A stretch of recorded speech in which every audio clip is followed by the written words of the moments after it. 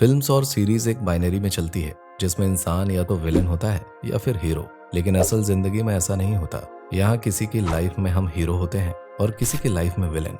हमारा कोई phase villainous होता है और कोई फेज हीरोइज्म से भरा। और जब ऐसा ही कोई अपने जैसा कैरेक्टर बड़े पर्दे पर नजर आ जाए तो वो पसंद तो आएगा ही। अब तक हमने जो भी बात की वो पर्सनालिटी है लोकी नाम के एक कैरेक्टर की। मार्वल के फैंस इसे गॉड ऑफ मिसशिप के नाम से जानते हैं, जिसका मतलब है शरारतों का देवता। और अगर इसे आयरन मैन के बाद पूरे एमसीयू का सबसे ज्यादा पसंद किया जाने वाला कैरेक्टर कहा जाए तो गलत नहीं होगा। लेकिन लोग लोकी को इतना पसंद क्यों करते हैं? इस सवाल का जवाब जानने के लिए अंत तक बने रहिए, क्योंकि हम डिस्कस करने वाले हैं लोकी के वो पर्सनालिटी ट्रेट्स जिनके कारण उसने फैंस के दिलों में अपनी जगह बनाई है। Point 1, layered. लोकी मार्वल के उन गिने चुने कैरेक्टर्स में से है जो बहुत ज्यादा लेयर्ड है। और एवेंजर्स 1 से लेकर लोकी सीजन 2 तक हमने लोकी के जो भी एक्शंस नजर आते हैं उसमें इतनी लेयर्स हैं कि हर लोकी में अलग लोकी नजर आता है।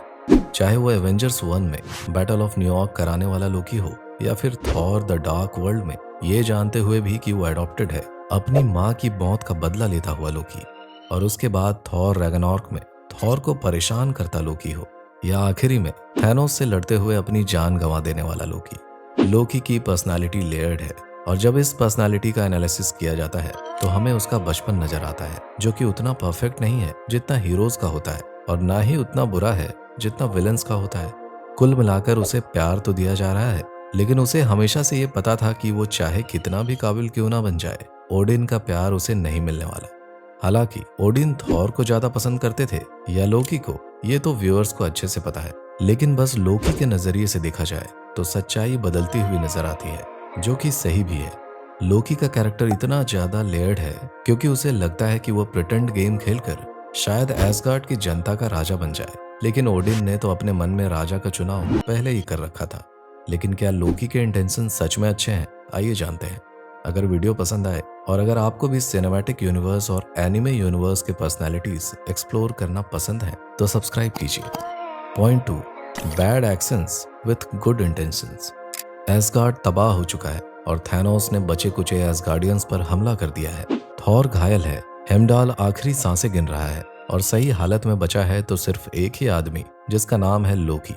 एसगार्ड के लोग एक बार को हेला से अपनी रक्षा की उम्मीद कर लेंगे, लेकिन लोकी उन्हें बचाएगा ये तो वो सपने में भी नहीं सोच सकते। लेकिन लोकी खड़ा होता है उस मैड टाइटन के सामने, जिसके सामने उसे पता है कि वो जीत नहीं सकता, और वो मारा जाता है अपने एसगार्ड को बचाने की एक नाकाम कोशिश में। लोकी के इस एक्ट ने शायद ऑडियंस को भी हैरान कर दिया होगा, लेकिन क्या लोकी हमेशा से बुरा था?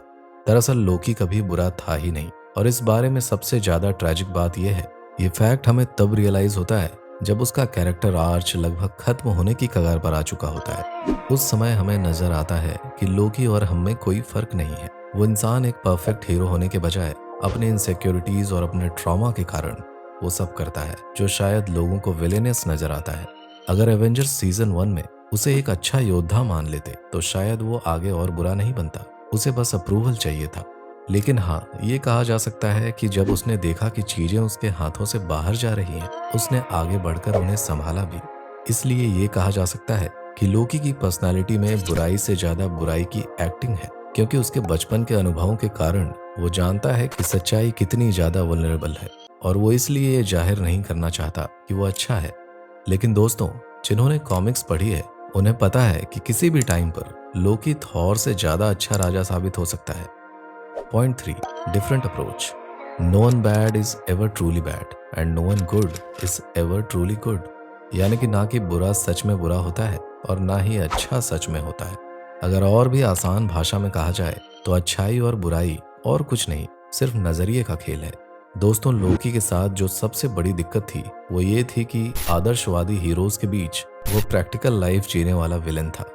अगर कहीं पर आग लगी हो और 20 लोगों की जान लेकर 200 लोगों की जान बचानी हो तो कैप्टन अमेरिका पूरे 220 लोगों को बचाने के लिए खुद की जान भी दे देगा। लेकिन लोकी उन 200 लोगों को बचा लेगा और 20 को मरने देगा। और अगर प्रैक्टिकली देखा जाए तो ये सही भी है। हीरोज को मैथ्स नहीं आती, लेकिन दिक्कत ये है कि हीरो सिर्फ आइडल लोग होते हैं। स्वार्थी होना लोकी का पर्सनैलिटी ट्रेट था और उसने लोकी को अनरियल हेट दिलवाया।